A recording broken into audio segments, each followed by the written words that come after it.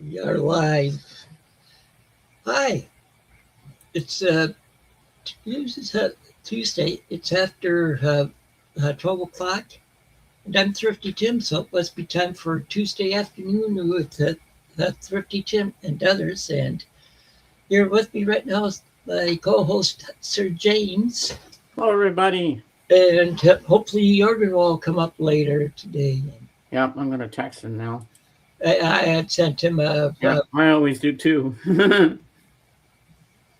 and so I I have for the past few weeks, were weird weeks for me. So, uh, and with appointments and other stuff, which have prevented me from coming up, uh, coming on those weeks. But I do have uh, some records to show. I'm All right, I'll make them showing big. the rest of my Fs. That F flows through the end of the F's. Okay, the first one is focus. I don't think I've heard that band. Right. Well, this is the hit off of this one is uh, Hocus Pocus. It's instrumental, pretty much. Okay. Nope, still don't know it. But it was a hit that a lot of people that like rock and like prog rock and stuff like this one. Next one, Dan Fogelberg, Oh, now I know him. Home Free. It's a gatefold. Ooh, nice. Okay, and the backside, and but this one didn't really have any hits on. I think this was it, if I remember right, his first album. Next one, Van Fogelberg, Souvenirs. Hmm. Well, I just noticed this was produced by Joe Walsh. Oh, wow. Another Nice. gatefold, Mm-hmm. and the backside. And this one has part of the plan on it.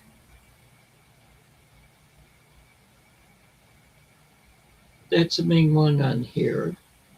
Of course, this is from 74 on the Full Moon uh,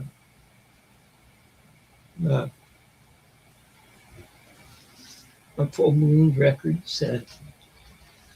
Next one, Dan Fogelberg, Captured Angel. Another gatefold. Pretty. I got the song lyrics in there too. Yeah. And this one's Full Moon and Epic from, this doesn't really give the date on it. That's unusual. They usually do have it, Yeah. especially after like 71 or 72. Okay, next up, more Dan Fogelberg. Wow. Netherlands. Uh,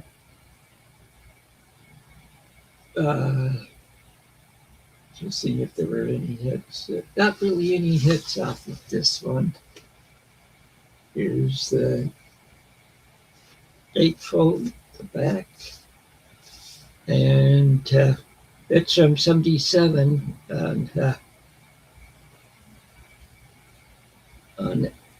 Epic, Full Moon Epic. Hmm.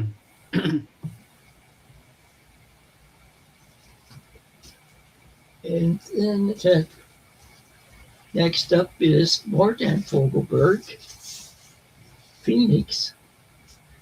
Oh, wow. This one has a hit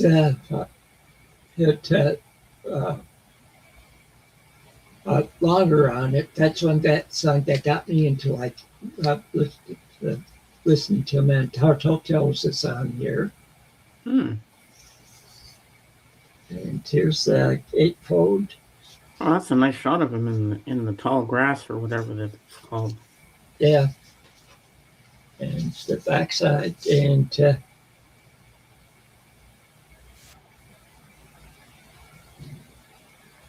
can't really see the year. It's actually 70 something because with the way the color of the print on here, but it's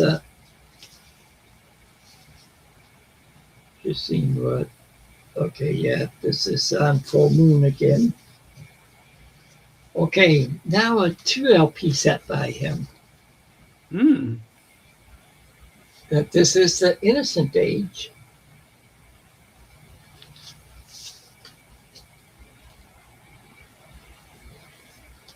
Okay, and the backside.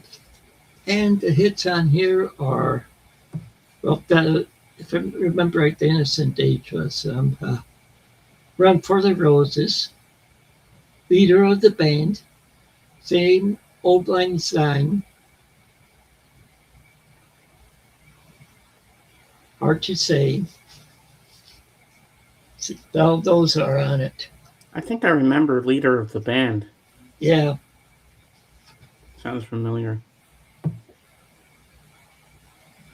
Next up is Dan Fogelberg, Windows and Walls. Oh wow, that's a nice album cover. Yeah, and this is from '84 on Foam Epic. Wow. Not a gatefold this time. Okay, and then next one, another Dan Fogelberg.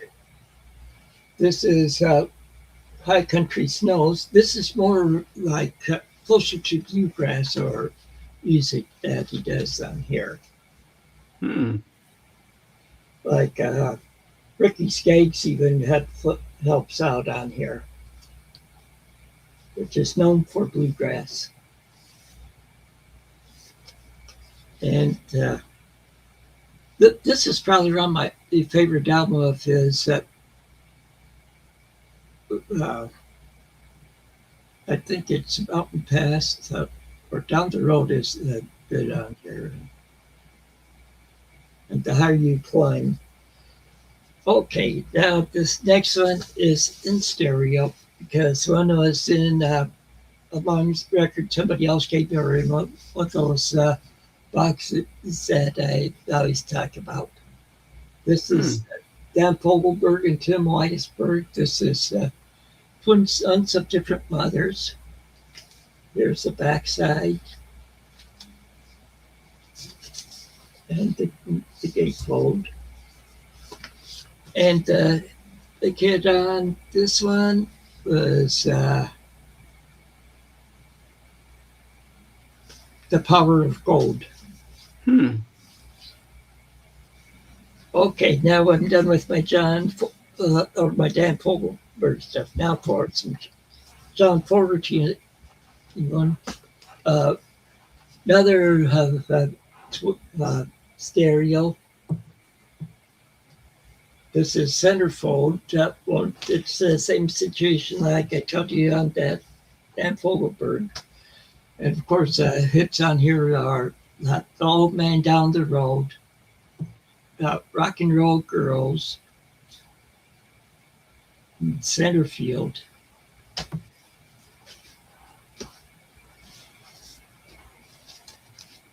Okay, but that's not all the John Fogerty I have. Here's another album of his. Didn't really correct my lighting too well today. That's an interesting cover. This album is Eye of the Zombie. Wow. And I don't really recognize any of the songs off this one. But I came across it and being in some John Fogerty, I bought it. Now, this isn't John Fogerty here. This is his brother, Tom Fogerty. And there wasn't really any hits on here. This is one's from doesn't show on there. Okay, now we're up to another group where I have several of their albums.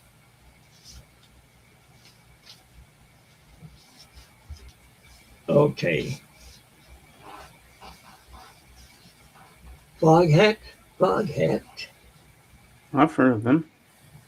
Yeah, this one has like I just want to make love to you on it. Oh, that's a great song. Yeah.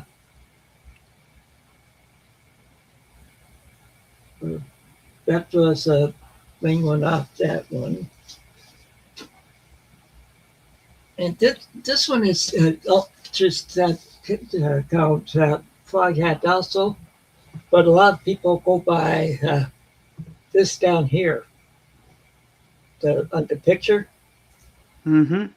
rock and roll. See, rock Yep. and a roll. I love it. Good metaphor. Yeah. Uh, not really a hit off of this one. Here's the backside. Nice. But they hit this band rocks. Now here's another one in stereo.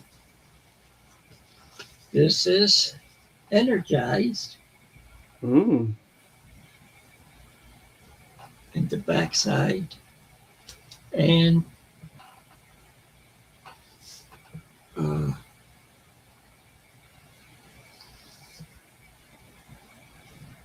okay, don't think they really had any hits off this one.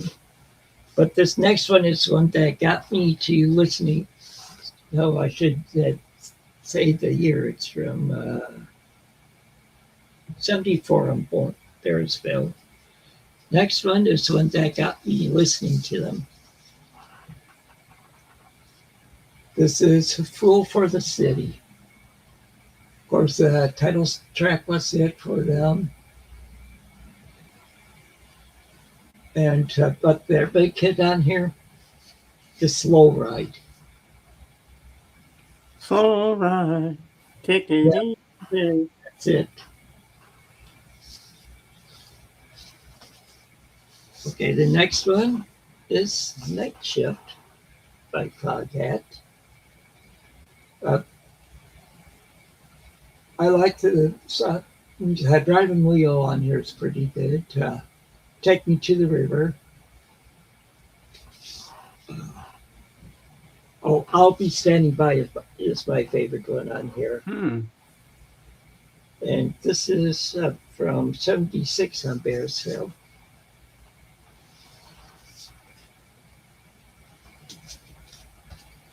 Next up, Foghat Live.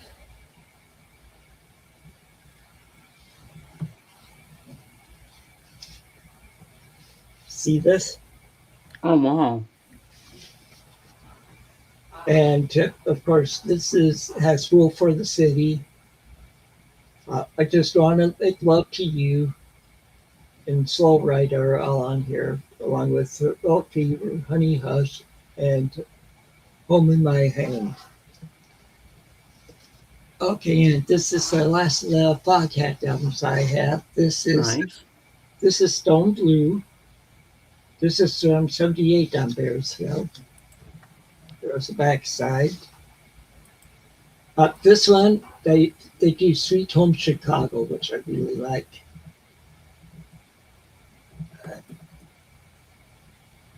So and this is from 78 on Bearsville. I think I said that already.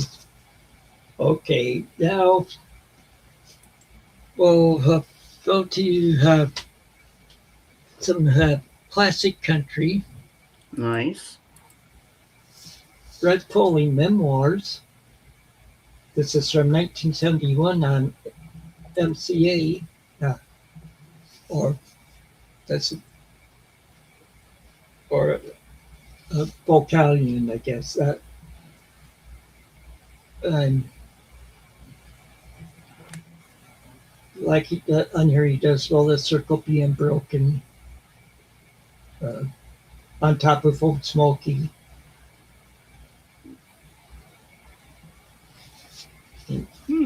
Okay. And then here's a Christian one by him. Ooh. This Church is, in the Wildwood. Nice. yeah. And the church that the song's about is like 30 to 40 miles from my hometown. Oh, wow. But on here he does songs like The Church in the Wildwood, Sweet By and By, Love Lifted Me, uh, Rock of Ages, Shall We Gather at the River, and ends with Old Rugged Cross. I sang that. My choir once over at the cross. Okay, next up, Steve Forbert, Jackrabbit Slim.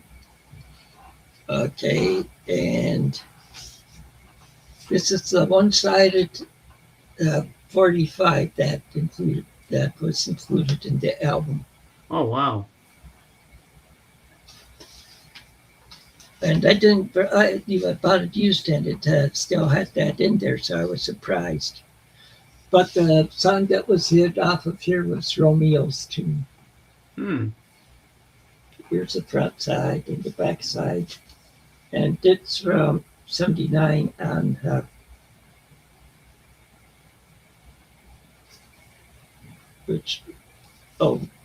it's an Emperor record. Okay, now I need to grab the ones from the next grouping. Mm-hmm.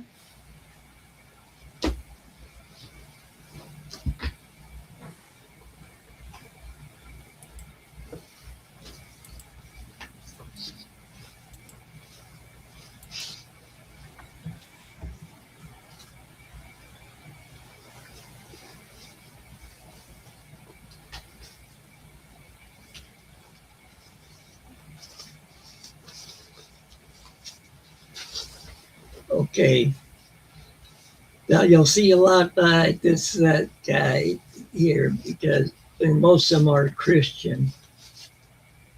A couple of them are country. And it's somebody you see a lot in thrift store bins. Uh-huh. Tennessee Ernie Ford. Oh, yes. Hymns. This is on Capitol Records from Don't Know. And I remember his big hit, 16 Tons. Oh, yeah. But on here he does like Rock of Ages, Softly and Tenderly, Sweet Hour of Prayer, The Old Rugged Cross. Ooh, and it's in stereo. And In the Garden. Nice. Okay, here's another Christian one of his. This is Spirituals. Ooh. And down here he does Just a Closer Walk with Thee, Take My Hand, Precious Lord.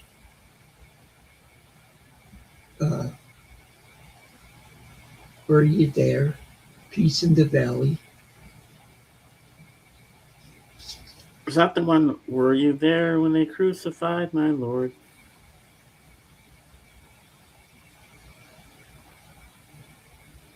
Because I sang that with my choir once. Yeah, I sang it in choir and stuff, and yeah, I think it is that one. Okay, next one, another Christian one, Near the Cross.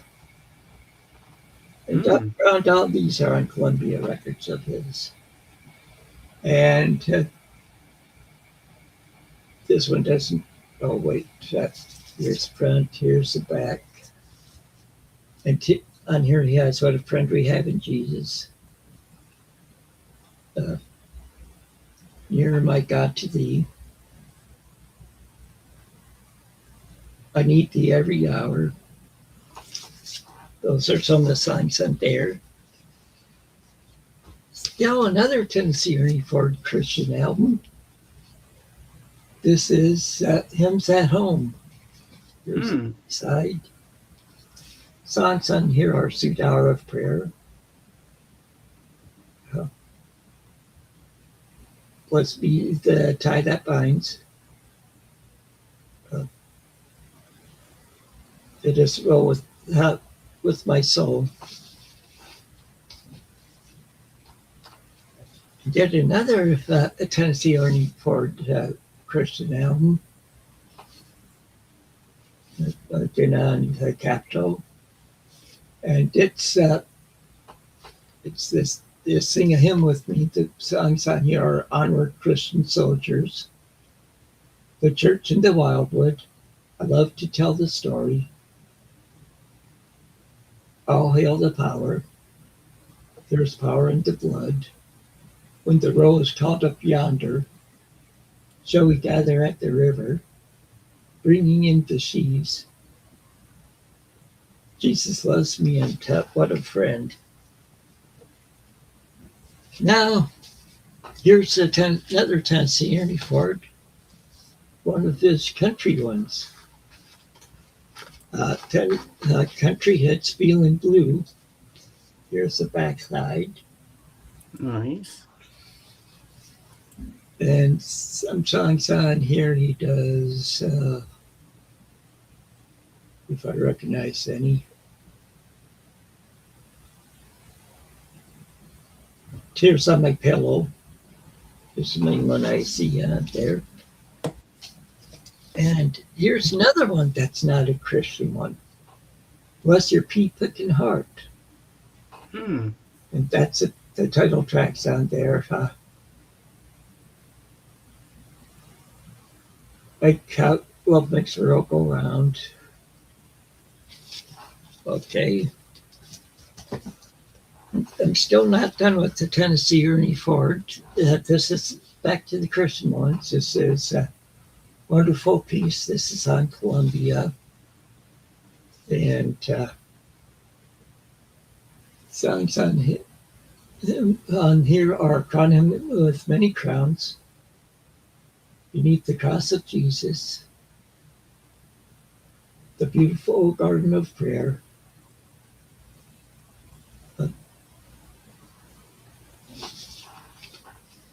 okay, and still more Tennessee Ernie Ford. On Columbia again. This is God Lives. Songs on here are How Great Thou Art, The Old Rugged Cross, A Mighty Fortress is Our God, Eternal Life, In the Garden, Near My God to Thee. Now here's one that's missing a cover. It's on Pickwick Records. Hmm. And it's another Christian one of his, and it's on here. Honor Christian Soldiers, The Church in the Wildwood. I Love to Tell the Story. Jesus Loves Me. When the Roll is Called Up Yonder, Shall We Gather at the River, Bringing in the Sheaves. And ends with What a Friend We Have in Jesus. Nice. Now for another TLP one, it's a Christian one. It's a gatefold, and it's on Capitol Records. And songs on here are Precious Memories,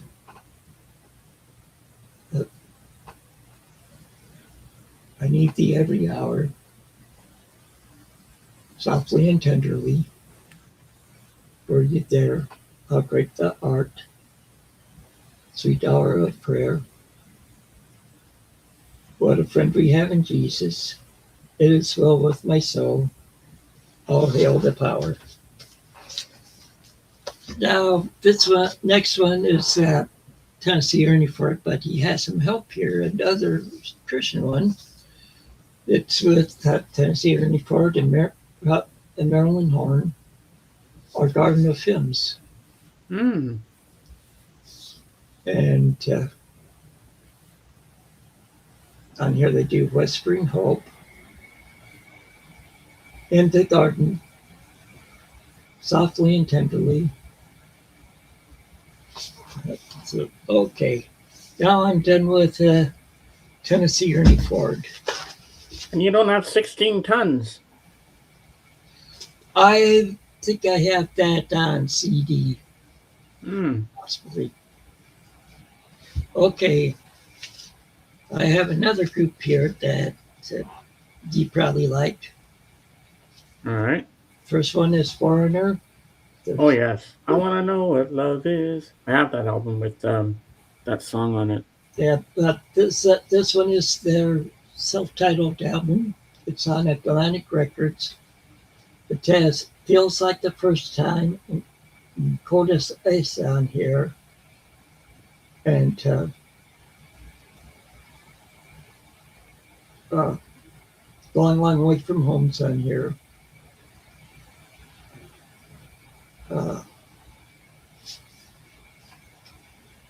And okay, the next one is Double Vision by Foreigner on Atlantic. This is from 78 on Atlantic. There's front side, the back side. Hits on here are Hot Blooded, Hot blooded, hot blooded. Blue Morning, Blue Day. It's what I really like. I also like Love Has Taken Its Toll. That's on here. Double Vision was a hit on here. Okay. Next up, Foreigner Head Games. This is from 79 on Atlantic. This is front, the back. And the hits on here are Dirty White Boy. Oh, I remember that song. And Head Games. And okay, next up, Foreigner 4. And this is on Atlantic from, come on, where is it? 81. So there was a little bit in between the two. And this is the one with Jukebox Hero on it. And Waiting for a Girl Like You. Urgent. And here's the backside. Okay, now I figured this is the one that you have. Agent Provocateur. Yep, that's the one I have, yep. And this one, of course, has I Know What Love Is, Reaction to Action. That was Yesterday. And I think I have another but there's that. I might have skipped over when I was doing the sorting. Okay, next up are the Fortunes. Storm in the Teacup. This album's on Capitol. Don't know what year it's from. I think. Oh, like looks like it could be 72. But I could have Storm in a Teacup. Freedom Come, Freedom Go. And here's the backside of it.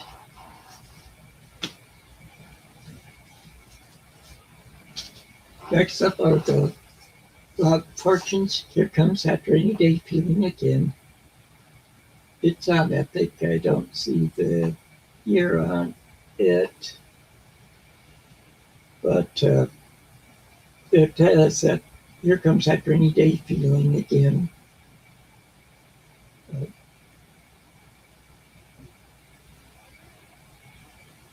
Okay, and that's main one on that one.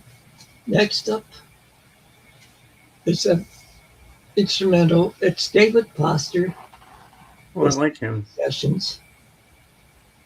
And He's written that hits for a lot of people also. And here's the backside. And see, there was a hit off this album. Uh,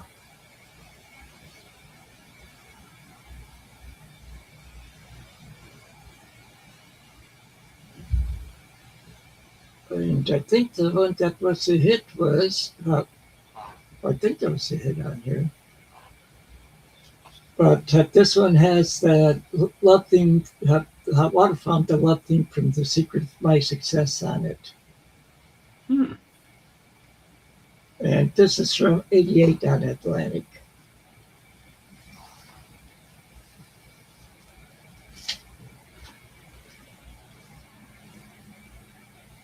Okay.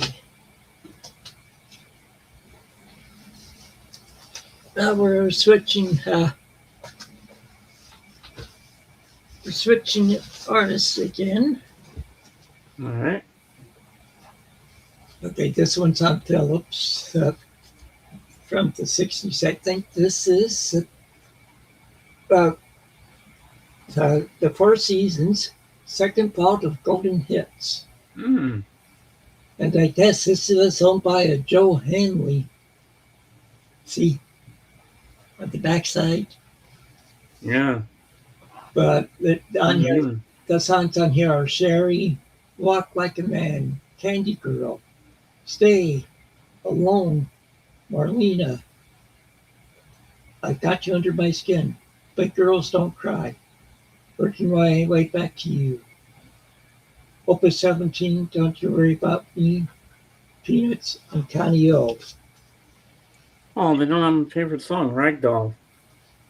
Uh, well, can't remember whether I got this from Paul or where he had to, or if I picked it up at a record store. This is Story. It's 2 LPs. It's on Private Stock Records. Of course, Gatefold. It's from '75. Okay, I'll read off all the songs on here. Then, Sherry, Big Girls Don't Cry, Walk Like a Man, Stay, Marlena, Don't Think Twice, and Candy Girl. That's all side one.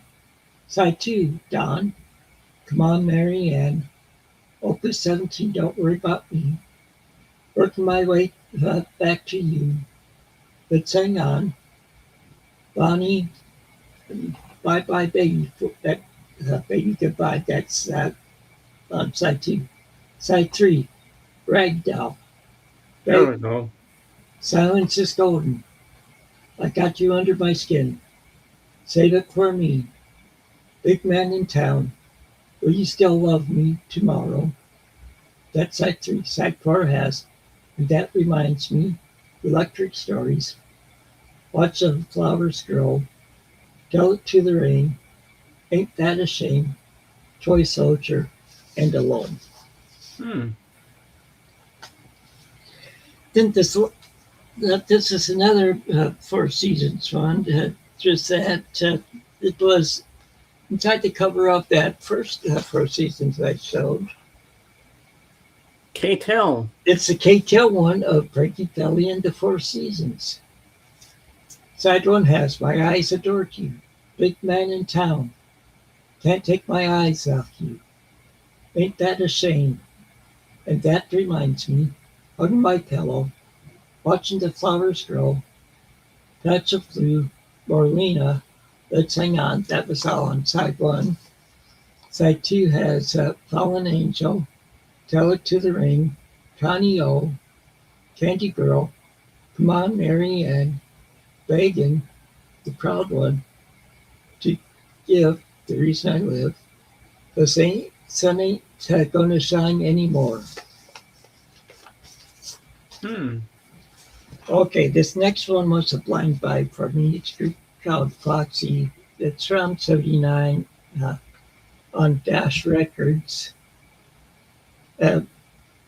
It's pretty much a disco album, if you can't tell by the cover.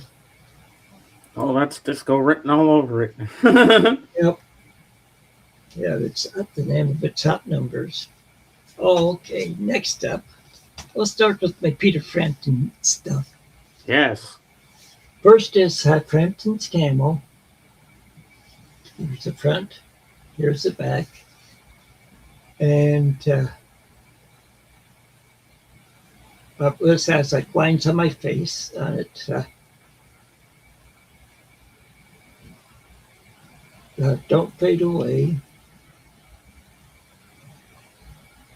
And this is the original version of "Do You Feel Like We Do," which which is did on a later album, which it's not just yet. This is his self-titled album, and this one is on A&M, and it's from '75. Here's the back, and on it it has "Show Me the Way," which was later hit for him. And then also Nassau, Baby, I Love Your Way. Here's the backside. Now, here's where those that I said are on another album, the one that made them hits. There's his most famous album of all time. Yep. Where he makes the guitar talk. Yep.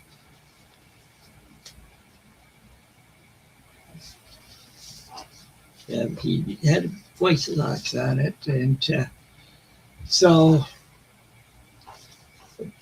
of course the songs on it are "Show Me the Way,"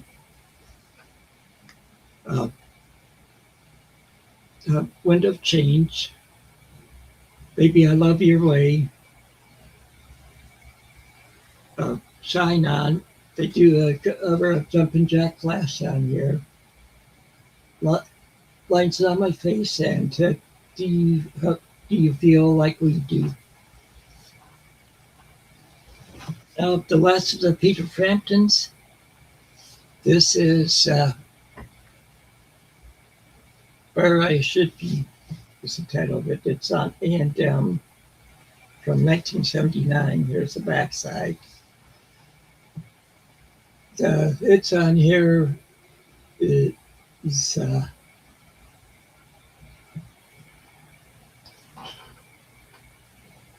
come on. I might have accidentally skipped over one of his too. I was thinking of another album. Okay, next one, Aretha Franklin. Aretha. Rest in peace, Aretha. Yep, this is on Atlantic Records. Here's the backside.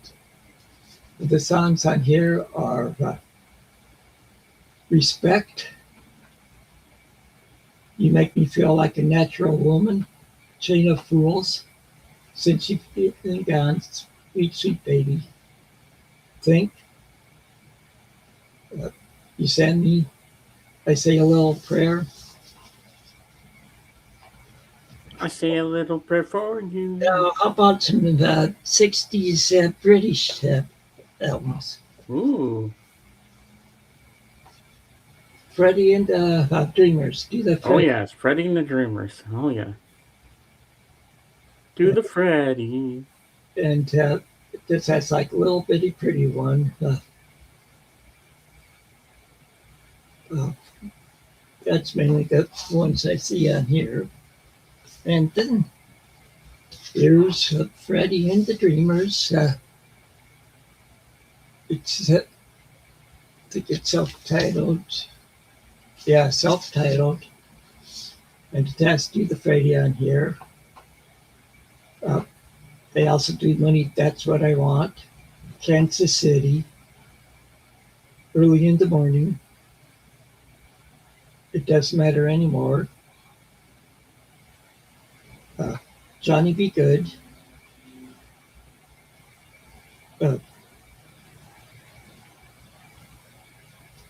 Now, let me see something here.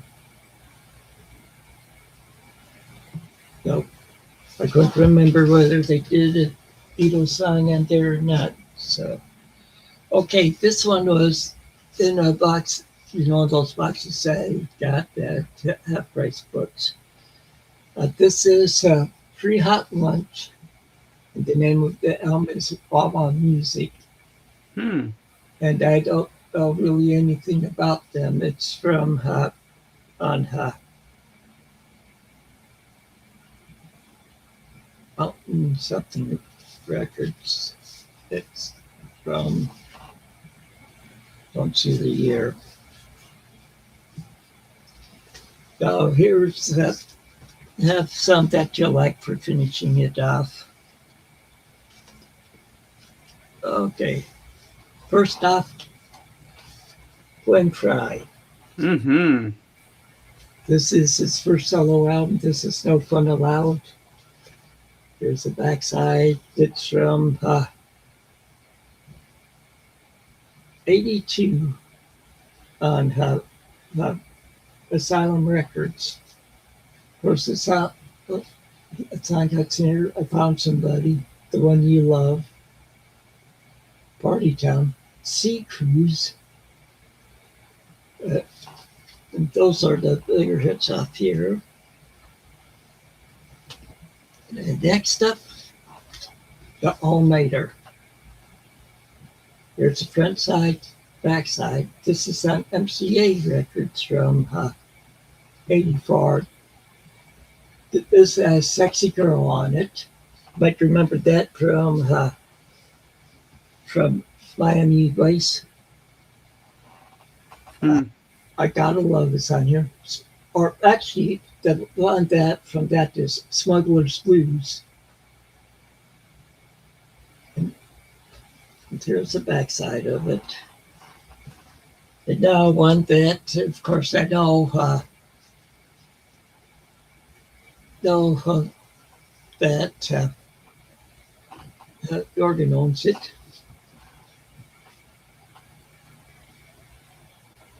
Frida, Something's Going On. Oh, you'll have to show him that when he comes up. Well, I know that he has it already. Of course, this says, I know there's something going on here. Up. And You Know What I Mean, which is written by Phil Collins. Trying to remember.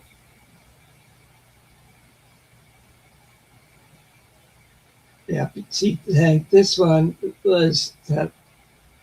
Oh, I know there's something going on. Was written by Ross Ballard of Argent, that thing. And like Rod Argent wrote a song on here too. But Phil Collins produced this, and he plays the drums on it. Oh, wow. Okay, next one up is Dean Friedman. It's a self-titled album. He was pretty much a one-hit wonder of the 70s. Don't really see the there's the year 76 on Life Song Records, and the hit on here was Ariel. Nope, don't know it. Well, just look him up after we're done. This Dean Friedman Ariel, and it will most likely be on YouTube. Next one is country one from this is David Frizzell and Charlie West in session. This is from 81 on Viva Records. They're a country duet. And I can't remember what ones were hits on here. And this one was in uh, one of those boxes from Half Price Books also. Uh, Lance Rajam plays a dulcimer, and it's that Songs and Dances of the British Isles, Hmm. which is interesting. Now, this last one for the S was a blank buy for me. I got it for like 25 cents or down even, where it's Steve Fromholtz, A Rumor in My Own Time. He was a country singer. Uh, Never heard of him. yeah, it was a blind buy for me. Ah. And that's all I have for this today for showing. And now I'll make myself big and tell my story. I All went right. almost 45 minutes there. Wow. Hey, that was pretty good, man. So, as you can see, I have my new Star Wars shirt, Darth Vader. Luke, I am your father. So, I got exciting news. Okay, Saturday, my sister had to go to work, and then she went up to the camp to see her husband, Patrick. And so I was messaging a few people on Messenger on Facebook to join my panel for Sunday for my Elvis tribute, which turned out to be the most amazing one I've done. I had the dream panel. I had Dan, just the facts. You know Dan McNew. I don't think so. Well, he's a good friend of mine, Kate. So he was up. He surprised me and didn't even answer me back, but he was there on Sunday. I had Tim, another Tim that I know, Tim Henry. I had Dawson and myself and Jorgen, and we had Lavelle up there with us. You know Lavelle, do you? Yeah, Yeah, he yeah. was up with us. See, I had he lives over in Schaumburg, which is in the Chicago suburbs. ah I used to work in that town. I live in Rockford, so he's around an hour or so away from me. oh wow, that's cool. So yeah, so then I also texted Ken Michaels. He's famous. He's a Beatles historian and he writes books. But he says I only accept people who are musicians, uh, broadcasters, and such, and authors and stuff like that. But he's famous. But he said because I'm a fan, I want to interview him on my channel. But he said, well, how would this be if I bring you on one of my podcasts or radio shows, whatever it is? He said, would you be interested in that? Because you have a knowledge of the Beatles. He said, I said, yes, I'd like that. He said, well, in the near future, I will think about that with you. And so that thing, well, that turned out okay. But he was very nice to me.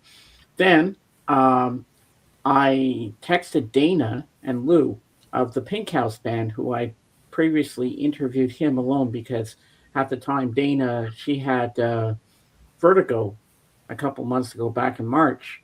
So that didn't go through with her, but I interviewed Lou. So um, I texted them and she said, well, maybe mid September because we have a lot of things coming up because we're still promoting our new album. And um, then Sunday morning, I texted another Beatles author, Bruce Spicer, and I asked him for an interview, and he responded to me yesterday, and he said yes. He said, uh, "Send me an email because sometimes I forget my social media and stuff." And he said, "We'll set it up." So I'm not going to do it right away because then this morning I woke up and Dana texted me and she said, how does the 29th of August work for you? I said, good. So she and Lou were doing the Pink House Band interview part two. So it's going to happen at 1 o'clock in the afternoon, my time, 9 a.m. California time for them. So there, I got an interview, and you're right, Tim. It was an interview. So, yeah, so that's what I've been up to lately, all my adventures. Oh, yeah, I forgot to tell you another thing. Um, so my friend Tim Henry, he texted me. No, we did a video call on Discord on Saturday night. He decided to call me. He wanted to hang out a bit. So we were talking, and he was telling me how he wants to be a he wants to stream, but he says, I don't get any views. I said, F the views, F the likes. Sorry for my language, but that's what I told him. I said, just do it because you love doing it. Never mind the views or the likes, just do it because you enjoy what you do. Talk about music. Show your passion for it. Because I started out like that too. I, And I did too. So it takes time to build a following, build your themes, build your community. But over time it's gonna work out in the end. So I said, how about we do a collab? He said, would you like that? He said, yes, I would. Where are we gonna do it? He said. I said, on my channel. Then I got another idea. A light bulb went off over my head, and I said, I got the perfect idea. I said, you were good the couple of times you came up on camera on my panel. He said, yeah, you think so? I said, yeah, you got a great knowledge of music. He says, here's Jorgen. I will put the link out for him. Uh, there you go, Jorgen. So I said to him, you know what? You're part of my crew. I said, okay.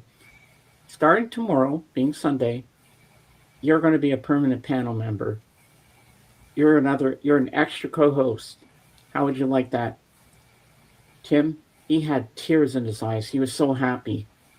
And then the next day, on Sunday, he was so excited. He couldn't wait for the stream to start. He says, link me, link me. He was all excited to get up there. He was like a kid on Christmas morning. And so it all worked out. And I did a good deed. I'm glad I did that for him. So that's what I've been up to lately.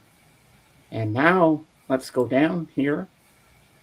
And now we wait for Jorgen to get up and see what Jorgen has to say and show us.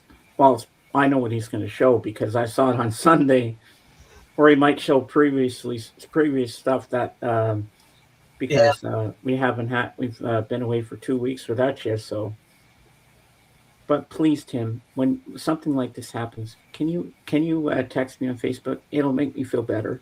yeah, I meant to. I worry. I really thought something happened to you. Sorry, I'm getting emotional because I care about you, man. Yep, I meant to, Me. but I wasn't near my computer at the time. Uh-huh. But in the future, please, please text me. At least then I'll know that you're okay. There, I'm laughing now. I'm trying not to cry. No, but I did a lot of good things this weekend. A lot of good things happened to me.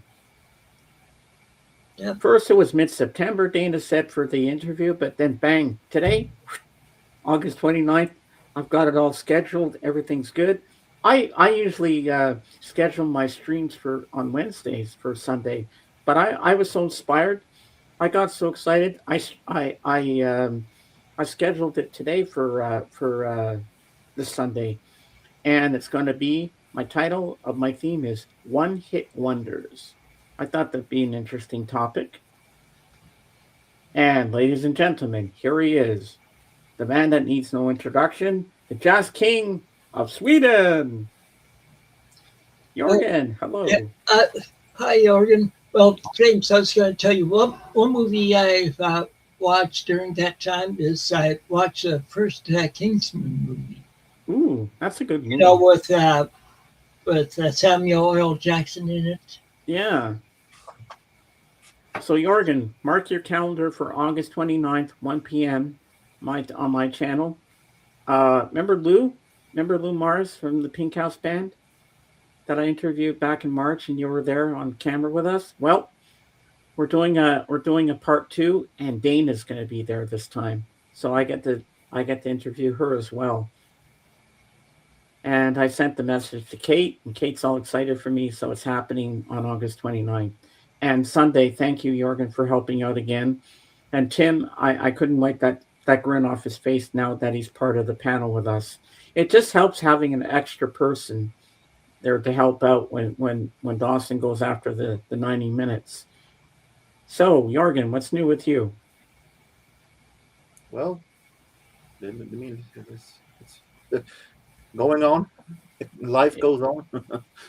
Now, Tim showed an album earlier, that he's going to show you, and let's see if you have the same album. He showed all his Foreigner albums, and he had the one that I have, but this is the one he wants to show you. I have that one, yes. Yeah, you were right, Tim. You were right about that one. It's the one with Something's Going On. Yep. Ah, Phil Collins on the drums. I never knew that Phil Collins played on that one and produced it. You hear it mile away when you listen to the drum. Yep. You can tell his drumming when you hear it. And what year is that from? 82. Oh, after ABBA broke up, I guess. Yeah. Oh, nice. All right.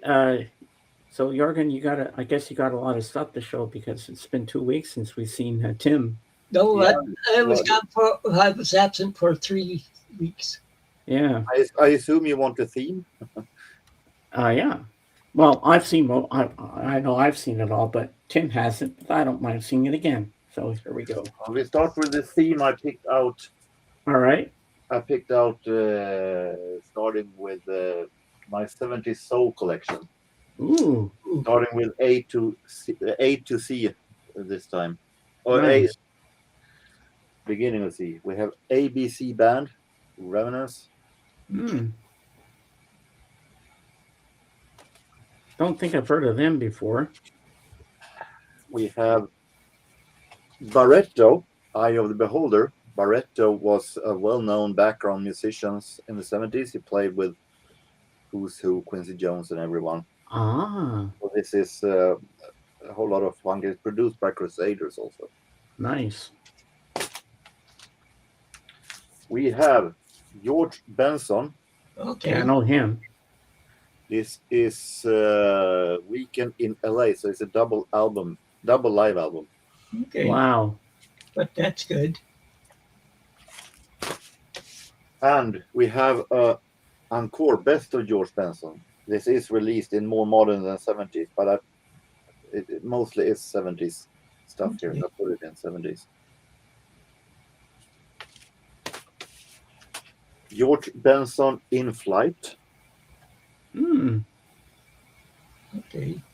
I've seen that one at times, but never picked it up. Coming to Blue Notes without Hal Melvin. Ah. I like that spotlight.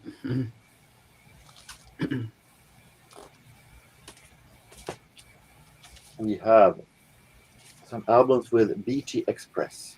Ooh, I know them. This is Energy to Burn. This is 1980. I think I should put this in the 80s, but okay.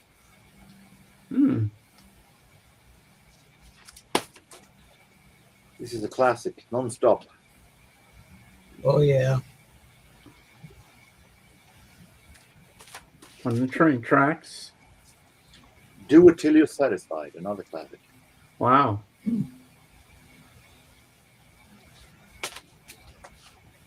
Switching to G.C. Cameron. Moontown release. We have Diane Carroll, Okay. the actor. Yeah, I was wondering because I knew the name was familiar, but didn't. Yeah. She's been in I've several, heard that name before. she's been in several black movies, but she's was also known as from the series Dynasty, where she played Okay. Carrington's half sister. Ah. I never knew she was a singer too. We have the Chi-Lites. Okay, from Chicago. Hmm. They're fantastic. I'm going to reorganize here a bit first. Here and so and so. We have Stanley Clarke, Modern Man. Okay. Mm-hmm. I like Stanley Clarke. Linda Clifford. Name sounds familiar. She is I don't think I'm familiar with her. she is a protege of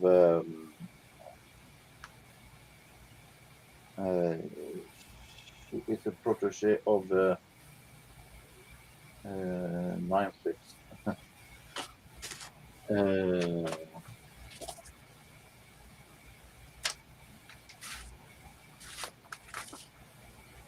On RSO Records, I see. Nice. Same label for Saturday Night She's a Fever. protege of Curtis Mayfield. Okay. Ah, okay. So she has been in That's upside down. There you go. Curtis Mayfield's label Cartoon. Ah, And here's another one. Okay. nice. So A to Z. Coming up later, more letters later on. I don't know where I was when we left off when it comes to new stuff, so I picked what I've found the past weeks. And I have also skipped all the Swedish, since you most likely don't know. Yeah, Anyway. good idea. So starting with this past weekend, we have Spencer Davis Group. Give me some lovin'. Good song. When I come home at the B-side. And it also says Spencer Davis Group featuring Stevie Winwood. Yeah. After he left Traffic. Pat Benatar, Heartbreaker. That's a good song. Good song. You're a heartbreaker, dream maker. Kenny Rogers, Cowardly County. That's a great Good song. Here's an Elton John song I never heard of. It was not featured on his album or anything. So Elton John and Mill Jackson, Acts of War. Okay, I remember that song somewhat. And Nick Kershaw is playing guitar. I think I know it too, but I'm not sure. Lionel Hampton and a live recording. Okay. We have the Motors today. Wow. I think is a kind of a third or fourth single after Airport and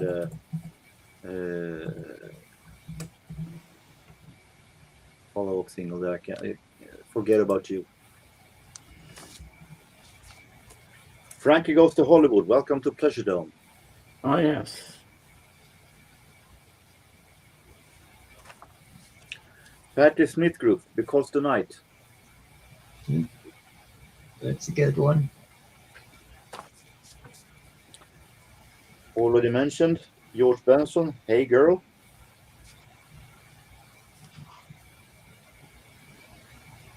On Warner Brothers. Melba Moore and her version of Beatles' Long and Winding Road. Oh wow.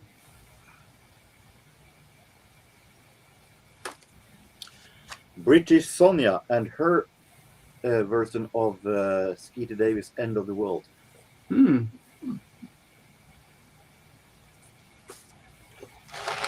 Few CDs. We have Phil Collins, Seriously Hits Live. I think I have that CD also. I don't know if I do, but I doubt it. I've seen that cover. Willow Weep for Me. Ooh. We have a couple of lesser-known jazz orchestras from the 40s. This I never heard of. Frankie Carl and his orchestra. It's a live recording from Hollywood Palladium. I listened to it and it's really, really good. I'm not going to say his band is any unique, but it's really, really good, and he's a good piano player. I would have liked to hear more of him as a solo artist.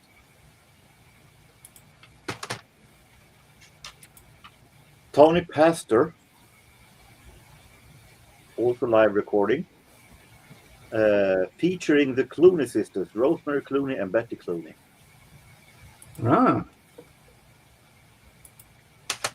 And I found this also. French electronica artist Jean-Michel Jarre, famous from Oxygen, Equinox. Okay. Yeah, I have some of his stuff. Hmm. And this is from 2015, Electronica 1, Ooh. a pretty modern Jarre album that I found for $3. And this is an album where he collaborates with different artists like Moby, Vince Clarke from Erasure. We have John Carpenter, Laurie Anderson, and also Pete Townsend.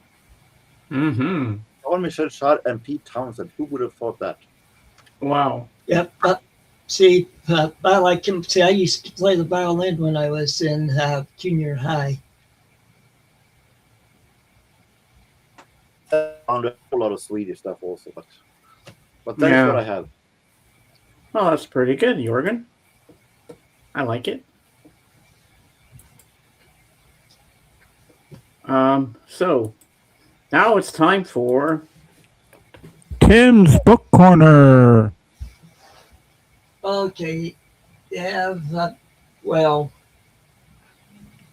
uh, when I was away, I did finish a few books. On my note, I finished the Man in Lowerton by Mary Roberts Reinhardt.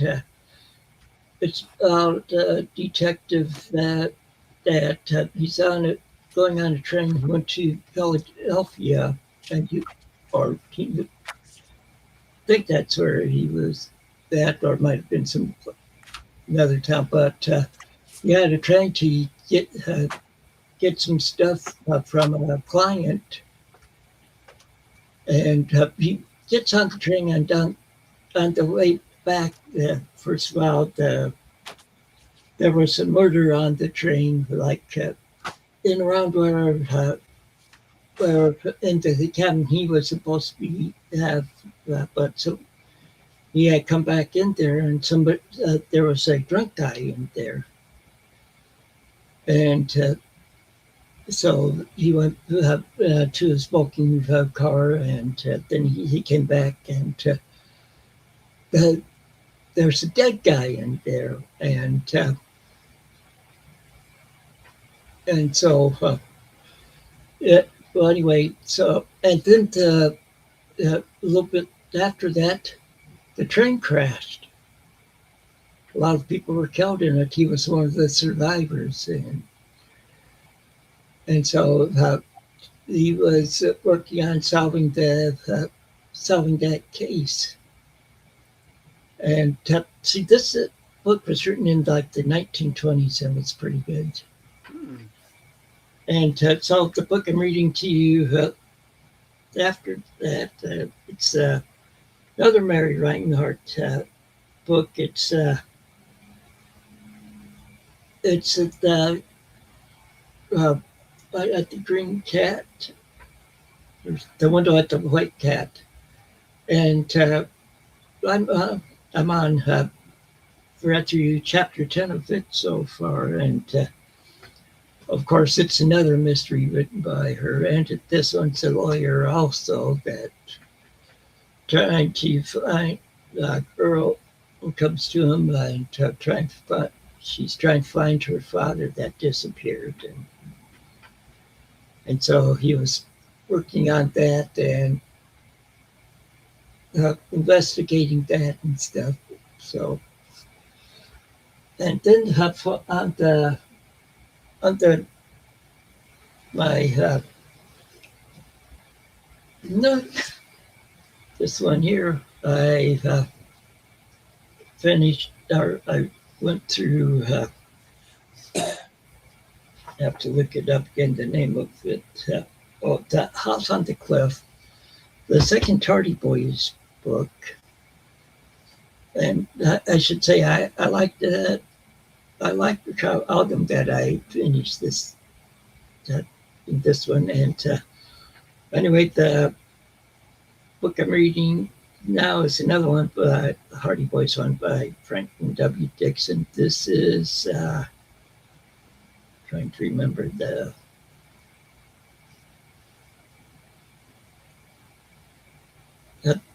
The Secret of the Old Mill. I've read the first 10 chapters of it so far, and it's a third Hardy Boys book. Yeah. These are the editions that he originally released back in like the 1920s and early 1930s. Okay, and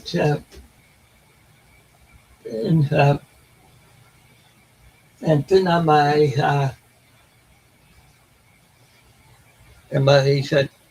10-inch tablet, I'm still reading Moby Dick. They haven't gotten out to sea yet. They're getting close to it though. I'm just waiting for this to come up a tablet. It takes a while to come up. I think it's a Chinese company or Japanese or something like that. And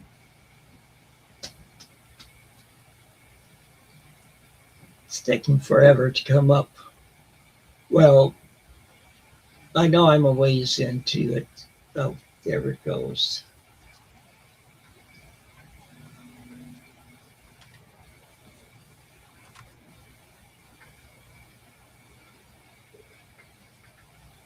Okay.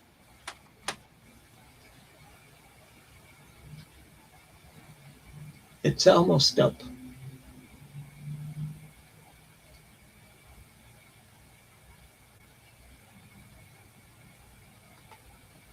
Well, that won't show you that, but it's pretty good so far.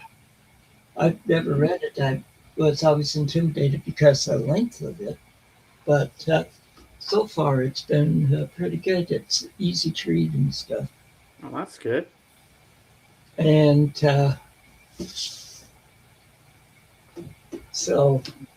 then yesterday I finished this.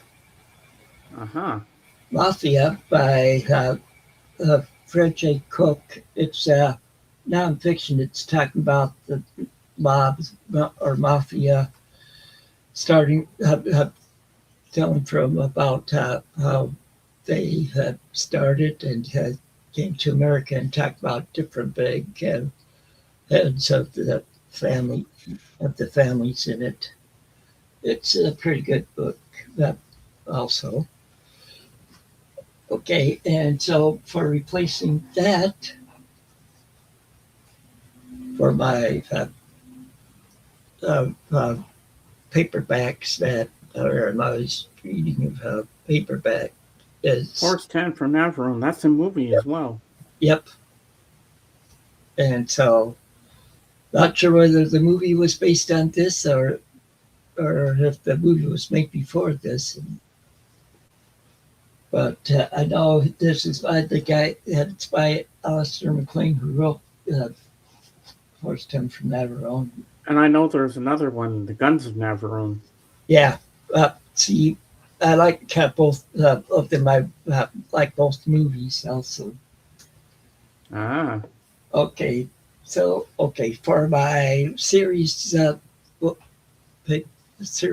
I'm still in the Tom Clancy, the Jack Ryan universe books, and this is Dead of Honor, and I'm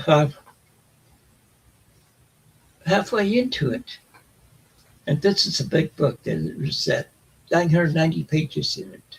Wow! And it's after. Okay, it's after the Cold War's done, and the U.S. and Russia, down there, missiles are destroyed, and also a lot of their old military vehicle, like ships and stuff, were destroyed. And all of a sudden, I got to a point in here now where a country has declared war on America, but I'm not saying who it is right now because I don't want to ruin it for anybody interested in reading it. Mm-hmm. But there's a lot of spying and naval stuff going on in it so far. And then on this one, Orange Remembrance by Herman Walk, I'm up to page. I've read through page 394 in it. Wow. And this has a little over 1,000 pages in it. So, Well, that's a lot, man. and it follows the Navy family during World War II. This one takes place after uh, with the bombing of Pearl Harbor. Hmm. And that's all I've been reading. Wow. So you just whoops. You just made me think of a movie I have. I'm going to show you right now. It has to do with Moby Dick, but it's not Moby Dick.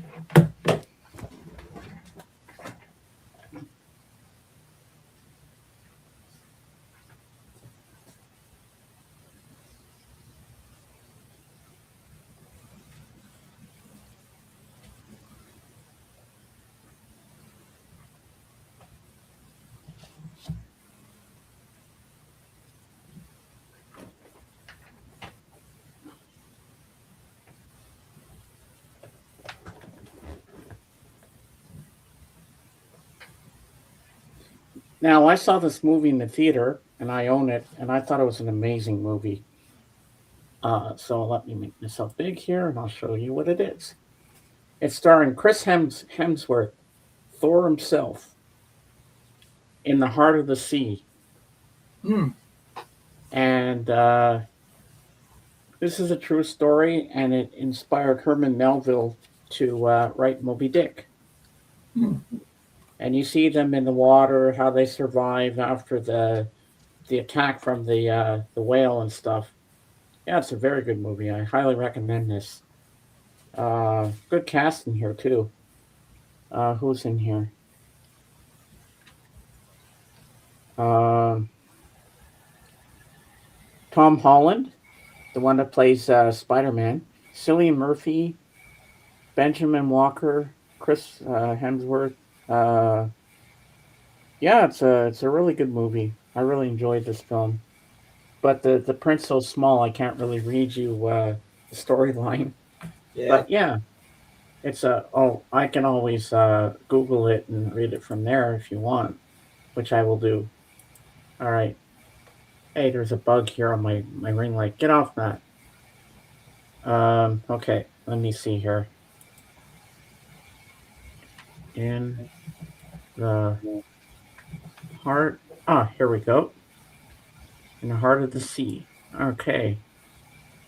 Overview. All right. In the heart of the sea follows the perilous voyage of the whaling ship Essex, which in 1820 encounters a massive determined whale in the Pacific, leading to a desperate struggle for survival, and would later inspire the novel Moby Dick. Featuring Chris Hemsworth, Cillian Murphy, and Tom Holland, it blends intense sea adventure with themes of endurance and human versus nature. Critics praise this blah blah blah whatever, but that's what the storyline is about, and it's fantastic, and I highly recommend it. If you can find that online, watch that movie because I think you're really going to enjoy it. I think you'd like it too, Jorgen.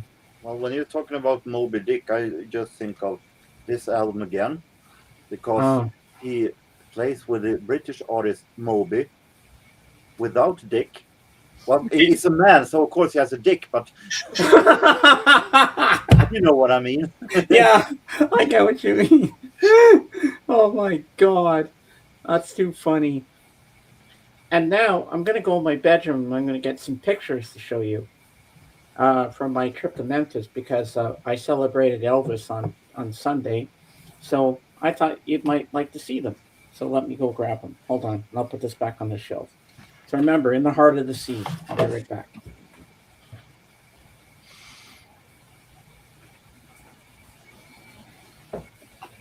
So, have you done anything interesting in the past few weeks? Nothing special. The photographing and so on, but you can see them on my Facebook page. Yeah. And yourself? Well, mainly it was like appointments and stuff, or being at my daughter's quite a bit because of I was cat sitting for her for a few days, and then last week that our AC went out, and so and they couldn't make it to fix it. At first they said Saturday morning, but then there was strong storms came through that day, so they had changed it to yesterday afternoon. And it was getting up to like 89, 90 degrees in here. So we weren't going to stay in here during that too much.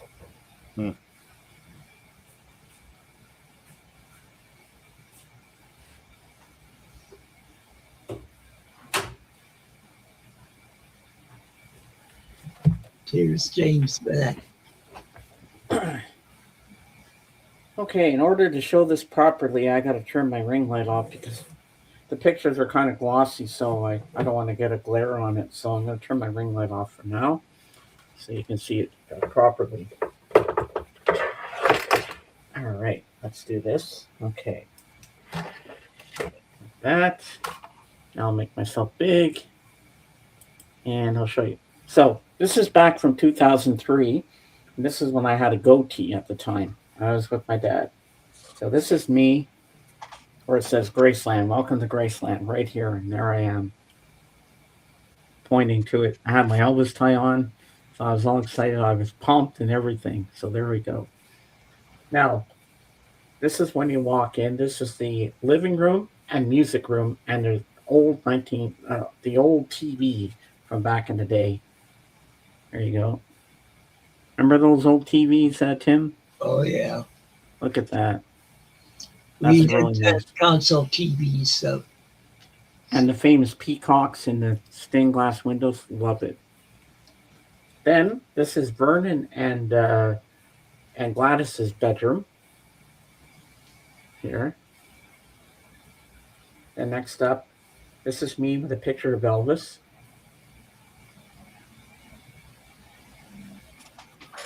There we go. Nice mustache. Yeah. And here I am in the dining room, and everything was on a CD. I was listening to Lisa Marie tell the story of Elvis and stuff and the tour of the house. Look at how beautiful that dining room is. Wow. Then, this was supposed to be this one here of Elvis, but my dad put it sideways. He should have put the camera this way so it would show up better.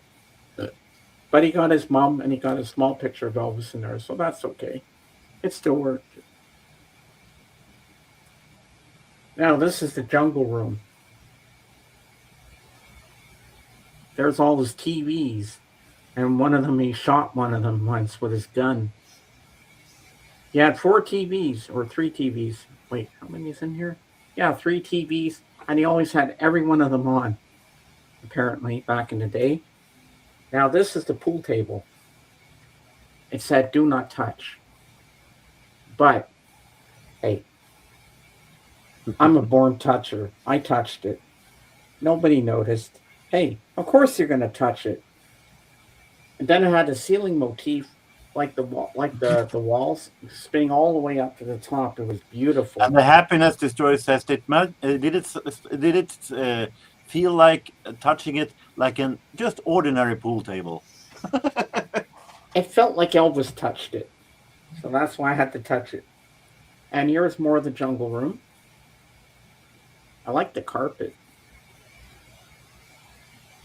Still pristine like it was back in the day. Now this is the Hall of Gold Records. I can only take one wall because there was so much in there and it would take forever just to go through the whole thing. So I just got on one wall. There I am with the gold records. Now, this is his army fatigues when he was in the army.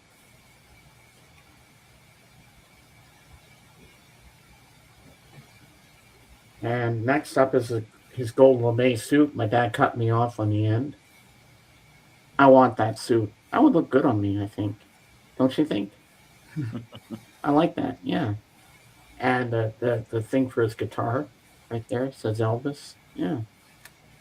Now, next up, this is his jacket he wore in Viva Las Vegas. There he is with Anne Margaret. And over there's a poster for Spin Out, one of his movies. Now, this one is Priscilla Presley's bridal gown. That's beautiful. And there he is with Priscilla on their wedding day. Now, this is outside on the grounds of Graceland with the horses. So I thought that was pretty cool. Now, here's proof that Elvis is dead. Everybody says rumors that Elvis is here and there and everywhere. Well, here's proof. Right here. There you go. There he is. And I remember the song that was playing on the headphones when I stopped there. Welcome to my world, and the song had just ended. My dad let me go alone. He said, "You want to be alone with Elvis?" I'm like, "Yes." Then I started talking to him. Then I burst into tears. And this gentleman, I didn't even know, came over, put his arm around me, says, "I know how you feel. I'm a huge Elvis fan too. It's sad that he's gone, isn't it?" I was like, "Yep, he was a legend." So there we go. That one. Now, the strangest Elvis alive story I've read about is a conspiracy theorist that think that Elvis is alive and in Argentina, disguised as a work for the FBI. Now this next picture, okay, we're in the diner that was adjacent to the Graceland place. So, and my dad was getting his French fries and burgers and Cokes, and so there was another guy sitting at another table. Now, excuse my language, but this is exactly what the guy said to me. He says, because we were going back and forth playing Elvis on the jukebox, but I knew all his hits in chronological order. Then he came over to me. He says, "You fucking got me. You're a bigger Elvis fan than I am. You know all the hits better than me." So he bought me a Coke. So I had 2 Cokes. Or I think that might be my dad's, but I think he brought me a Coke over after. So that's me on the jukebox. You look so different with dark hair and mustache. I know, eh? And then this is my dad at the booth. And he was trying to get vibes. And I went up a little higher because I like the blue neon light. I thought that was pretty cool. And then here's his famous plane that he named after his daughter, the Lisa Marie. And inside, everything was so up close you couldn't take pictures. It would have been blurry. They had a freaking king-size bed in there. They had a telephone. They had a freaking TV. They had all the amenities of home. It was so cool in there. I liked it. And here's my dad coming out of the Lisa Marie. That was really cool. That's a cool plane. And here is Graceland from across the street. I took this picture. You can't really see it too well, but it's there. Then this is the Welcome Center. So here's my dad with Elvis on the walls. Now here I am with Elvis.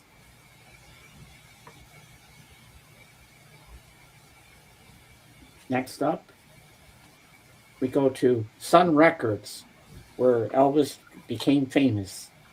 So there I am outside of Sun Records. And there I am in the foyer. There's the one Philip.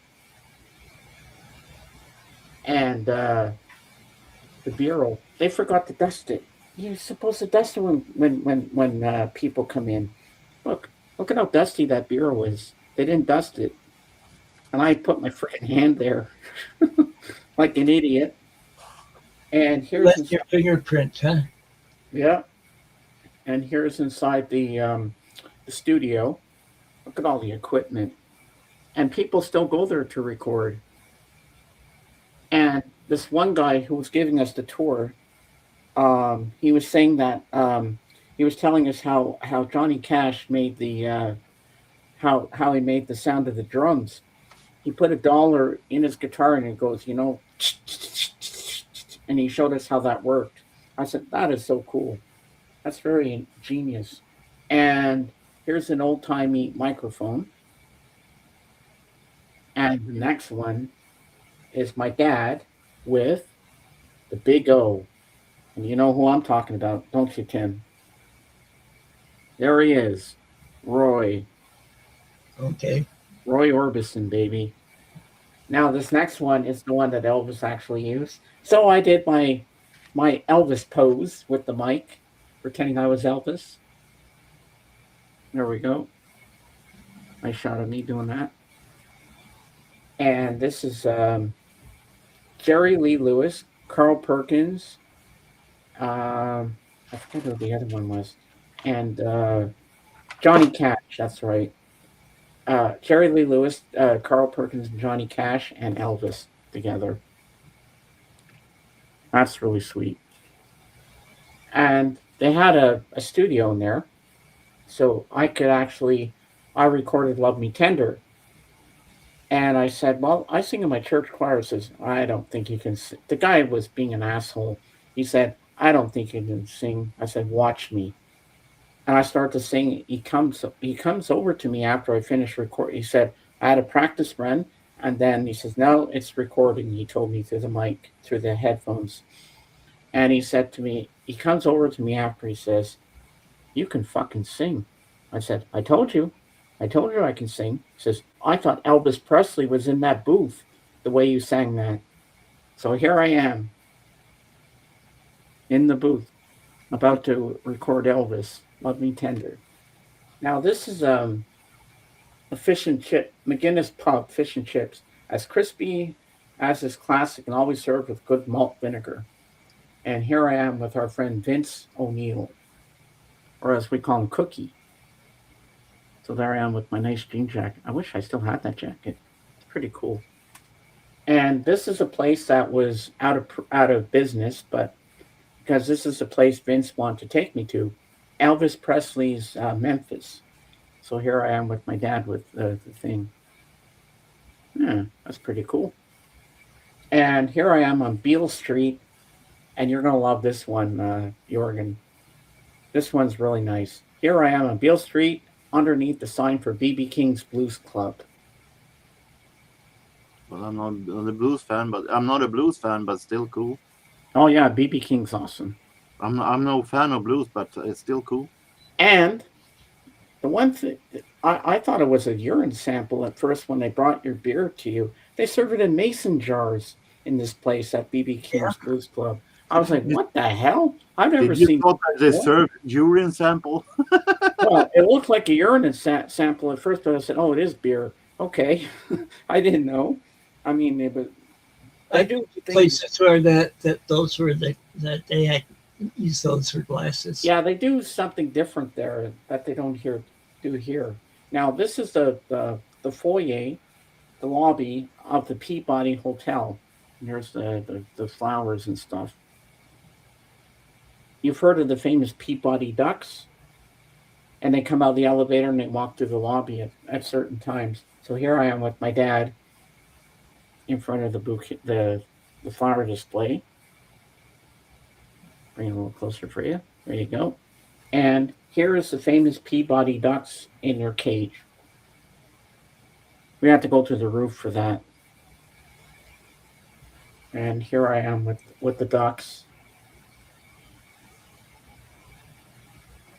And now we drove from Memphis to Tupelo, Mississippi to see Elvis's birthplace. It's a 2-room shack. But you know what? If you're going to do the tour right, you got to do it right the first time. So here I am with the plaque that talks about the place.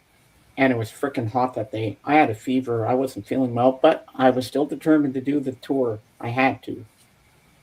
So there it is.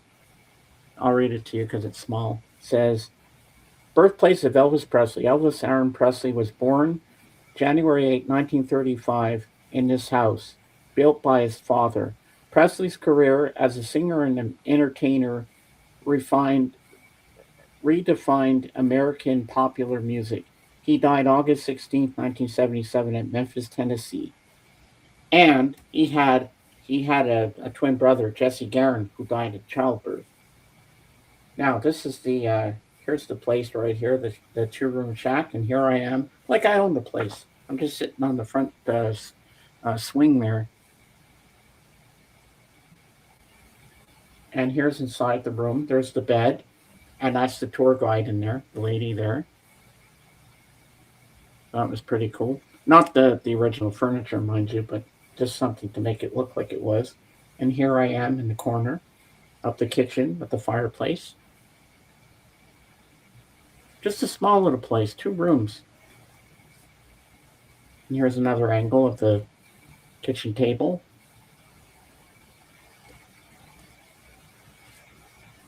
And again. Now this is the welcome center there that they had. And this is a model of his birthplace. I think that's what it was there. I can't remember what we're looking at there. Now this is Vince, and he was about to play the organ here because at the time I was obsessed with an Elvis song, My Happiness, and that's what he played for me on it. There you go. Now this is outside of the Welcome Center, and this is like a kind of a water spray thingy, whatever they call it, a water fountain, whatever you call it. There you go. Now this is the truck that took him from Tupelo to Memphis. When I had my hand on this thing, it was so damn hot. Oh my God. I felt like it was mine. Look at how beautiful this is. And there I am with the truck. Now we go to the Welcome Center. Now there's a story between these next 2 pictures I'm about to show. Now it says, "Do not touch the guitar strings on the statues because an alarm will go off." So, of course, you're going to do it anyway. I mean, who wouldn't? So I touched the guitar strings on Elvis's guitar. No alarm went off. I'm like, what the hell? So this is me with the Elvis statue. Then I went to B.B. King. I touched his strings. Nothing happened. I said, Dad, you try. My dad hit the guitar strings on Elvis's guitar. The alarm went off. Then he did it with B.B. King. The alarm went off. So I got a security guard to come over and said, watch this. This is weird. So I showed him. I touched the strings on Elvis's guitar. The alarm didn't go off. I did the same with B.B. King. Nothing happened. And then I said, officer, you try. So he tried both. The alarm went off. He says, you have a connection with Elvis and B.B. King or something. I'm like, yeah, I guess I do. I like how the officer didn't pay attention until that you broke the rule and said, you're not supposed to touch that thing. No, he didn't say anything. He didn't do that to me, no. So this is when we took a little boat cruise along the Mississippi. And wait till you see how dirty the Mississippi is. I know how dirty the Mississippi is. Yeah, so there we go. That's the boat we were on. I can be to the Mississippi in a couple hours. Wow, really? Yeah. Now here's the water, like I said. And there was the guy giving us a tour on there. There was a bridge to take you into Arkansas. He says, that's the bridge that takes you into Arkansas. And a lot of people say it looks like Dolly Parton's boobs. Because it did, because it's big mounds like boobs. And here we are here. And I took a picture of the pyramid in the background. It was beautiful on the water. Oh, yeah, now we're going back to the Tupelo thing because I mixed a few things up. Now, this is a bronze statue of Elvis when he was 13 years old. You're going to laugh because were the same size in height. Isn't that cool? And when I had my hand on the back of that thing, it was hot as hell. And now, here is proof. Because we went to this club called The Pig across the street on Beale Street. And because I was looking for an Elvis impersonator. And, well, here I am with Elvis right here. Yep. Now we're back to the cruise on the boat. And this is the Dolly Parton Bridge here. Don't know how well that's going to show up. Can you see it? There you go. Dolly Parton Bridge. And this is another bridge that takes you into Arkansas as well. And then, not two. Then this is Joel's Crab Shack. We went with this brother. And because we stayed at his brother's place with the Christian brothers. And he took us to this place for crab. This was a really good place. Oh, you want good seafood? Ooh. Memphis has the best food you ever. And this is the Rock and Soul Museum next. And I was trying to be cool like Clint Eastwood. The first bench I sat on in another place in this place, the bench fell over and I fell off. But this one turned out better. So here I am in the Rock and Soul Museum. And we saw Dick Clark's podium from the American Bandstand. And here I am with Elvis.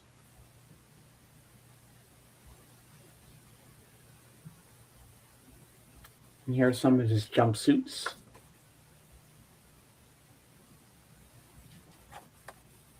Now, because I've seen the movie I Am Sam, I always want to go to IHOP, International House of Pancakes. So here I am, finally there. And this gentleman took a picture of the three of us together at IHOP. So I was like, yes, I'm here. I'm finally here. And here I am with my dad. The coffee was kind of crappy, but the chocolate chip pancakes were fantastic. And this is the place we stayed at.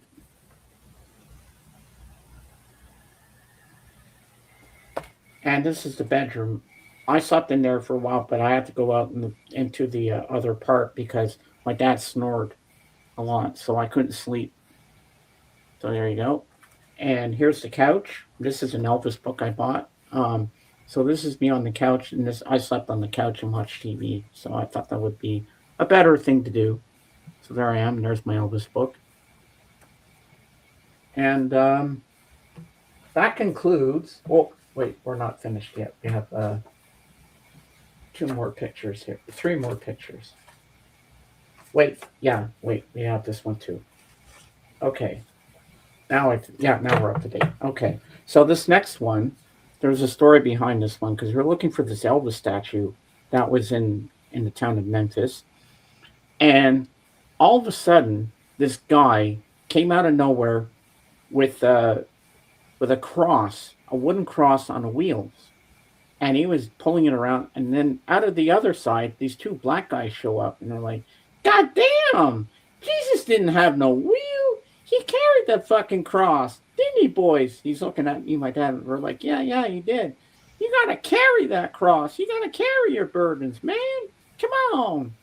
And so the guy took the wheels off. He says, you carry that cross.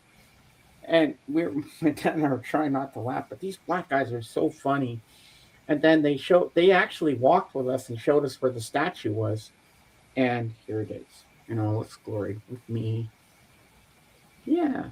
And here's a shot I took across the street of Elvis Presley's Memphis. I wish this place hadn't been shut down because I would have loved to eat in there. And then this is a place where I had jambalaya for the first time. It was so good. And there's a painting of Elvis. And then last but not least, we were in this bar. And on the shelf, there was all these collectibles. And you know The Simpsons, right? Well, The Simpsons, you know, Homer likes to drink Duff beer. And on the shelf, he had like a fake can of Duff beer. So I had to pose with the picture. So here I am with the Duff beer. Dope. Duff.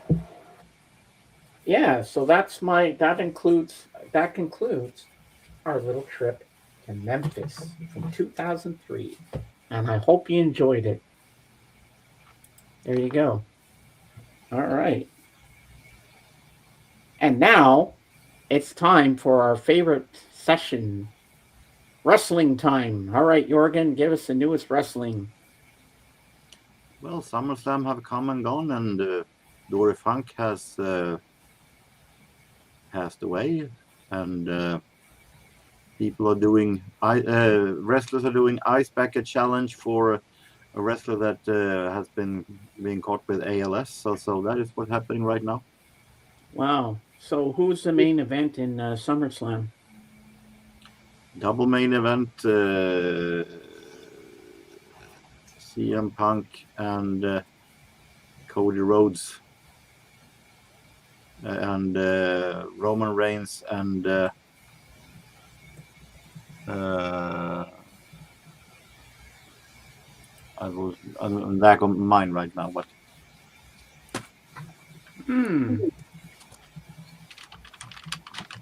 Wow.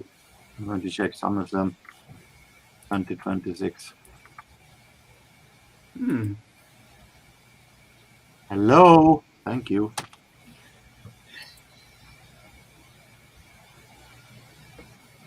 Nice. That's pretty cool. I thought I was thought I was stuck.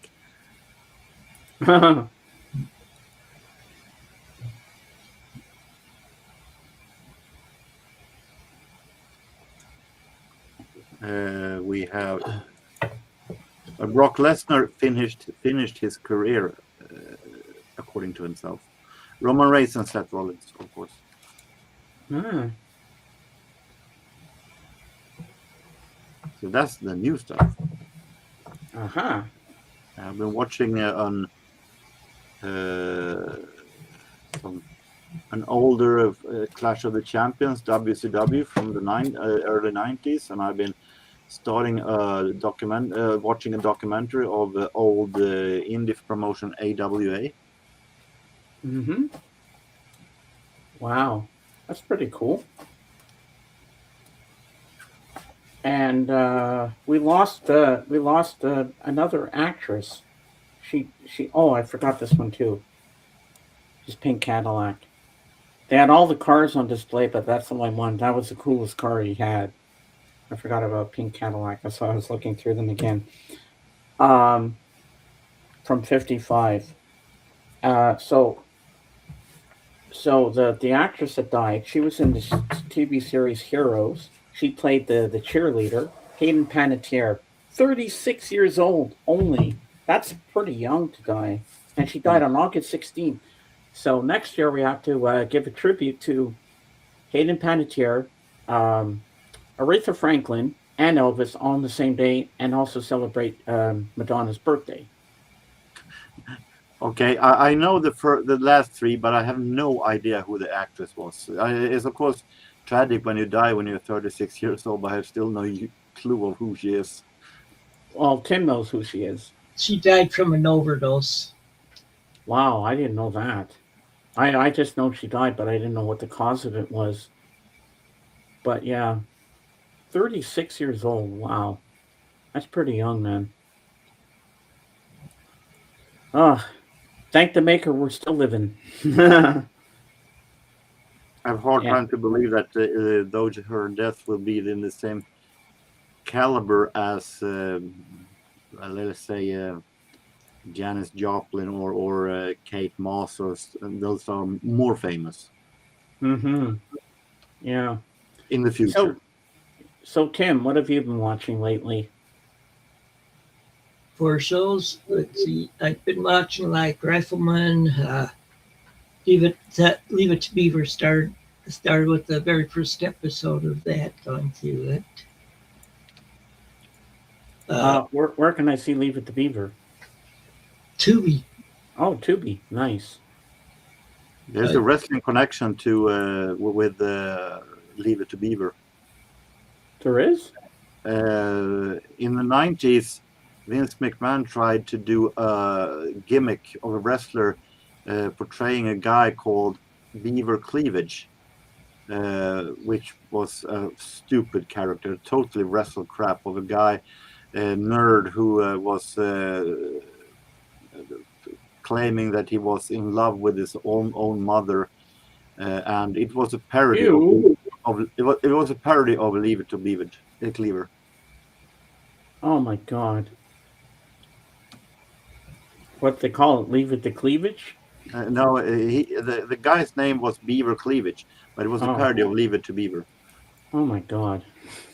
That is disgusting. Well, It's today seen as total wrestle crap. Wow.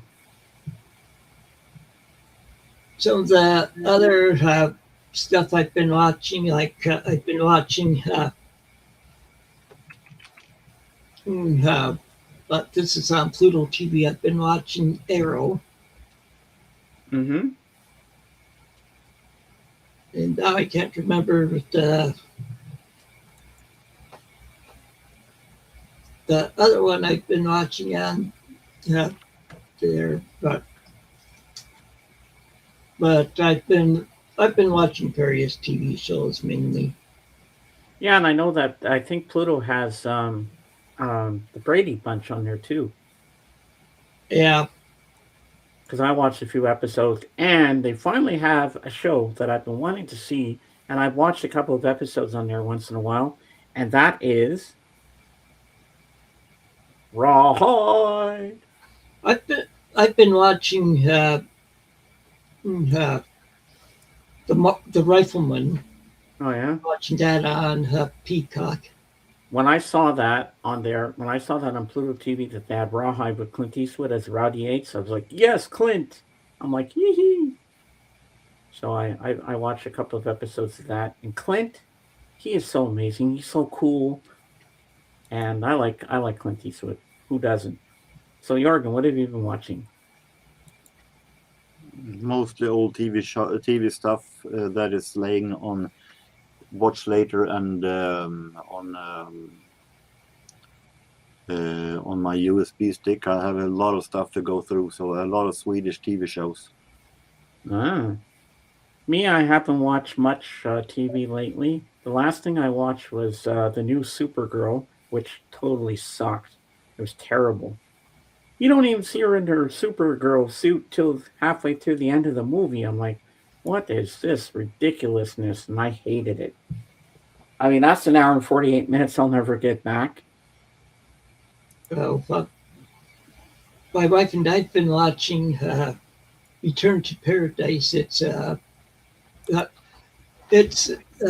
BritBox, and it's pretty much Australia's version of Death in Paradise. Oh, okay. It's pretty good. Those shows are hilarious.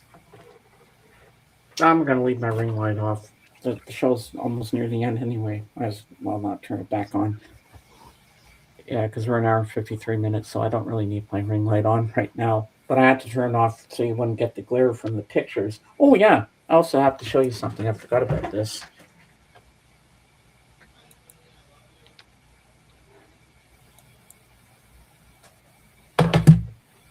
So I went to my brother-in-law's place with my sister because someone was going to be staying there for a while. And I went and checked out the basement, and I found a movie there on DVD. Haven't watched it yet. I don't know if it's in good shape, but I've seen it before. I love this movie. Jim Carrey. Lemony Snicket, it's a series of unfortunate events. You ever seen this? I avoid everything with Jim Carrey. And Meryl Streep is in it too. Yeah, what was that?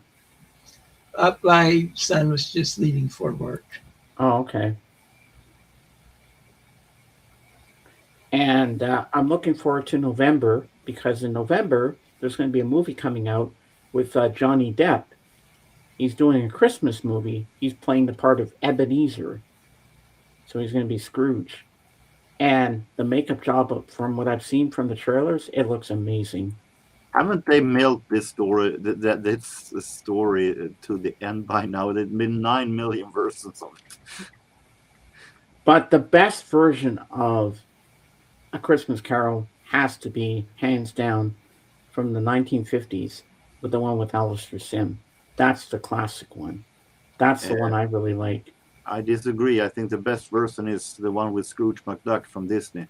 Oh yeah, that's a good one too. But I like the black and white one with where the guy goes Scrooge. That's a classic. Alistair Sim. Oh my God, is Scrooge? That's a good one. Didn't It's the a classic. Muppets do one also? Yeah, the Muppet Christmas Carol with Michael Caine. Yeah. We have one with Bill Murray also in the 80s. Yeah, that was Scrooge. Yeah. Then they had one with George C. Scott in the 70s, which was kind of like a musical. That one was Which leads okay. me to my question: do we really need a new version, a 9 millionth version? Let's put an end to this. We all know the story by now. But I think Johnny Depp's going to bring it to a magical point. You know, I think it's gonna be really good. I'm excited. I want to see that. Watch him wear a pirate's outfit. Yeah, like yeah, Captain Jack Sparrow. Yeah. Savvy? That's what he says. Savvy? Yeah, it's a. I think Johnny Depp will give it a go, and I think he's going to be good. From what I've seen from the preview, it looks amazing. It looks a little darker than the other versions I've seen, but yeah, it should be interesting to see. And another one I want to see so bad. I want to see the new Spider-Man. I heard it's fantastic. It's getting rave reviews. It's still number one at the box office. It's making millions and everything. And I also want to see another one that everybody's talking about. They say it's fantastic. Is The Odyssey. Okay. And Tom Holland and Zendaya, who are also in Spider-Man, are in that one too.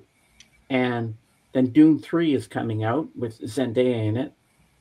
So I have to see that because I've seen the first two, so I got to see the third one. So many movies, so little time. Like, you know, you get movies on your shelf and then you don't get to watch half of them, or you buy records and you don't even get around to them for a long time. That ever happened to you? You buy stuff and then you don't get around to it. Often. Do I ever? I had 9 millions in the living room. We collect so much and then we don't even listen or watch half the stuff we have. I have the problem with the troubling DVD, so Oh yeah. that is why they're laying. Oh, I gotta I make have a myself lot of, big I, again. problem, I have a lot of concerts laying that I need to look at, and the problem is when I watch concerts, I get so relaxed that I fall asleep to them. Yeah, you should watch them in the morning when you're more awake. That's what I do. Oh yeah, I Well, forgot. sometimes you're not free in the mornings, like you are. Yeah, true. So you didn't get to see this, Jorgen. Here's my Star Wars shirt that my sister bought me on Friday for 15 Yeah, bucks. you've shown it before. Yeah, Darth Vader. Yeah, there we go. So there's my Darth Vader. Mm-hmm. So what's for dinner tonight, Jorgen? I haven't made up my mind yet. Oh, I know I'm having a frozen dinner from M&M's. It's going to be chicken lasagna. I had it before. It's really good. And defrost it first. Yes. No, you don't. You do it from frozen. You put it in for 5 minutes in the microwave and it defrosts it like that. And it's done. And it's cooked. You just read the ingredient on the back for the microwave. Ba-ding, ba-dang, you're done. So you do it from frozen, it says. Yeah. So 5 minutes and it's done. And what about you, Tim? What are you going to eat? Well, after I get done here, I'll probably go make like a tuna salad sandwich. Oh, that sounds good.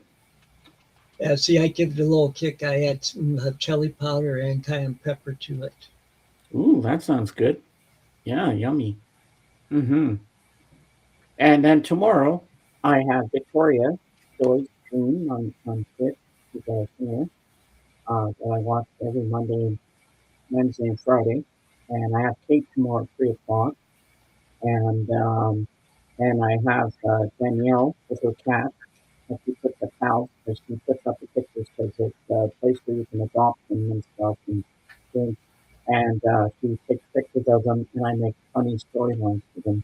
I put funny captions.